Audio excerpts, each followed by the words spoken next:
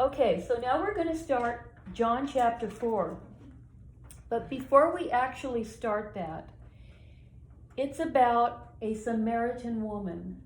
And I'm sure you have all heard, if you read or heard stories about the New Testament, that there was a real conflict between Jews and Samaritans.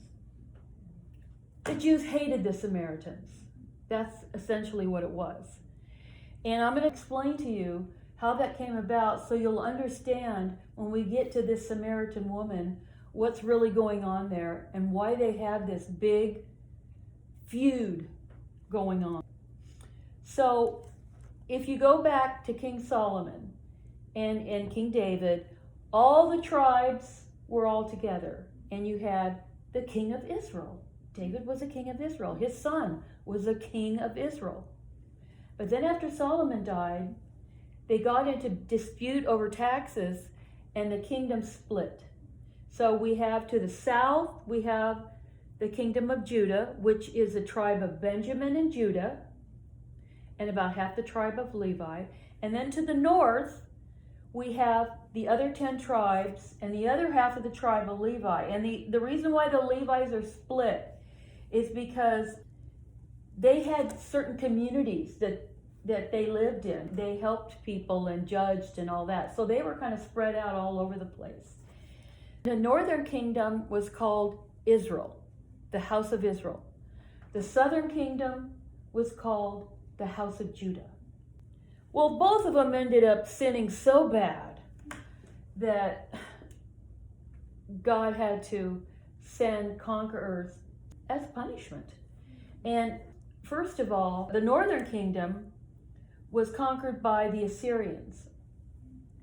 And what they did was they took about 1/5 of the people up to their country and made them just slaves. And then they took some of their own people and took them down here into where Israel was. But they all had to submit to the Assyrian government. Then in the southern kingdom, God finally punished them by being conquered by Babylon. And they took them as slaves. So finally, when the Jews were allowed, when I say the Jews, okay, this term was used when they were in the southern kingdom. So that's Benjamin, Judah, and some of the Levites. They're all just called Jews. That's when they were started to be called Jews. So, and when the Jews were coming back, when they were going to build their temple and get their town started again, they came by and visited the Samaritans. Now, these Samaritans, you got to understand, were the Israelites. Some of them. Some of the Israelites took off at that point and settled different parts of Europe. Some of them. But there were a lot of them left. But some of them had also intermarried with the Gentiles. So in the Mosaic Law, the way that you identified if you were an Israelite or a Jew was through the paternal line. And you notice in the Bible, they're always giving the men, right? Because that was the Mosaic Law. Well, the Jews decided when they were in Babylon that they were going to do it by the maternal side. When they came back and they started talking to the Samaritans, well, they found out the Samaritans were still doing it by the patriarch side. And so they said, well, then there's no way you can prove who you are. So they kind of rejected them. Well, the Israelites were saying, big deal. So they go back down there to Jerusalem. They build their temple, the city walls, everything. They got the temple all going, doing their ceremonies and their feast days. And so Samaritans want to come down and join in. They wanted to keep the law. And the Jews refused. They said, we don't know your heritage exactly, so we're not going to allow you to do that. Yeah, it was really unfair. So anyway, they would be doing the Passover, the Feast of Weeks, the Feast of Tabernacles, the Day of Atonement. They'd be doing sacrifices, all the stuff that the business of the temple, and they were keeping all those people out of it. So those people kind of got desperate. And in 330 BC, they thought, we're going to construct our own temple. And they did it on Mount Gerizim. And we're going to find that in this chapter. And we're going to talk about that temple that they built. And not only that, they changed the scriptures to say that it said it should be on Mount Gerizim instead of in Jerusalem. But what they really wanted to do was practice, the Mosaic law, and the Jews wouldn't let them. So by this time the Jews are going, hey, first of all, we don't know what nationality you really are. And second of all, you're at the wrong location for worship, which they didn't have a choice about. Well, then there was one other thing that happened. Okay, this is getting kind of heavy, but just stick with me because I'm almost done. When the Seleucid Empire came down and Antiochus IV came down and was conquering the whole area, the northern kingdom, the southern kingdom, the whole area. And what they wanted to do was to make people feel a little more patriotic and be a little more Greek-like. So they told them they couldn't practice the law. They couldn't do circumcision, they couldn't honor Sabbath day, and they couldn't do the dietary laws. And so the northern kingdom said, okay. They didn't have like an army like the Jews did, and they were at such odds with the Jews, they couldn't work it out together. And so what they did was they stopped practicing the law, and then they put idols in their temple. Okay, so now the Jews are like, they're pulling their hair out. They screwed up on their identity.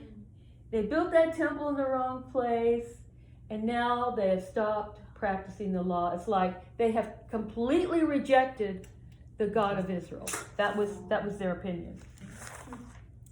But when the Jews said, we are not going to do that, we are not going to give in, that's what started the Maccabean Wars. And so we're not going to talk about that, but after the wars were over, the northern tribe there, now they're called the Samaritans, they cleaned out their temple and were worshiping God again. But those were the three problems that the Jews had with them. And this was like 300 years before Christ was even born. But all those years that hatred was there. It's like a big feud going on. So now what we're going to do is start at John chapter 4. When therefore the Lord knew how the Pharisees had heard that Jesus made more disciples than John, though Jesus himself didn't baptize, he left Judea and departed into Galilee. He must needs go through Samaria.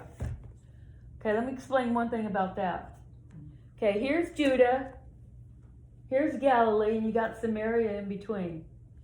The Jews would cross the Jordan, go up this side, and then cross the Jordan again to get to Galilee, because they didn't want to go through the Samaritan part. Okay, so Jesus going into this town, now that you know the background, this is a pretty big deal. He must needs go through Samaria, so he's just going to take the direct route. He's not one of these haters. Then he comes to the city of Samaria, which is called Sychar, near to the parcel of ground that Jacob gave to his son Joseph. And by the way, Joseph was buried very near there at Shechem. Now Jacob's well was there.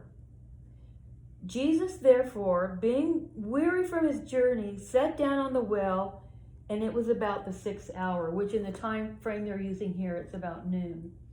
But one thing I wanted to tell you about was, first of all, Jacob's well. It's 105 feet deep, solid masonry, and it's 9 to 10 feet in diameter.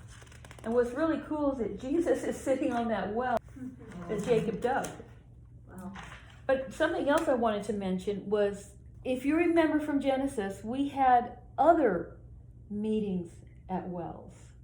When Abraham's servant went to get a bride for Isaac, remember? He went to the well, and then Rebecca came and he said, will you give me a drink? She said, oh, I'll water your camels too. Okay? And then the next one, Jacob, when he was running away from Esau, it had to be the same well because they were both near the same house. that's where he met Rachel. It's kind of interesting, and I was listening to a teacher who's a really great scholar in Jewish history, and he was saying that it really wasn't appropriate a lot of times for women just to talk to men. Like, if the families were together and the parents were there, whatever, they could talk. But just for a guy meeting a girl or whatever, place to do it was at the well. Because everybody went to the well eventually, and you could ask for a drink of water. So that's kind of what that was about. So it is 12 noon. So there comes a woman of Samaria. She's a Samaritan, to draw water. And Jesus says unto her, give me to drink, which was appropriate. You could ask a person for water at the well. For his disciples were gone away into the city to buy meat. Then saith the woman of Samaria unto him, how is it that thou, being a Jew, art asking a drink of me, which am a woman of Samaria? For the Jews have no dealings with Samaritans. So she's wondering, why are you even talking to me? Jesus answered and said unto her, if you knew the gift of God, and who it is that saith unto thee, give me to drink, thou would have asked of him, and he would have given thee living water.